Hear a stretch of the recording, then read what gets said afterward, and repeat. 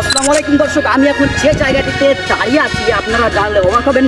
আমার পোরশা থানায় হতে চলেছে স্টেডিয়াম, এবং আপনাদের স্টেডিয়ামের পুরো ভিডিওটি আমি মোহাম্মদ তুষার রেজা পোরশা উপজেলা পেজের পক্ষ থেকে এখন আপনাদের সরাসরি দেখাবো। আশা করি আমার ভিডিওটি দেখবেন। ধন্যবাদ।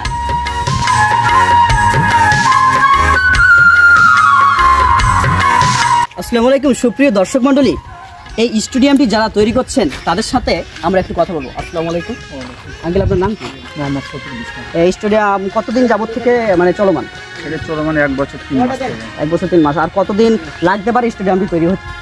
এখন সময় তো আমাদের বেশি দিন নাই, আর 6 মাস মতন টাইম আছে। 6 মাস হলে আমাদের কাজ শেষের পথে, আল্লাহর রহমতে শেষ হওয়ার পথে 6 মাস হলে।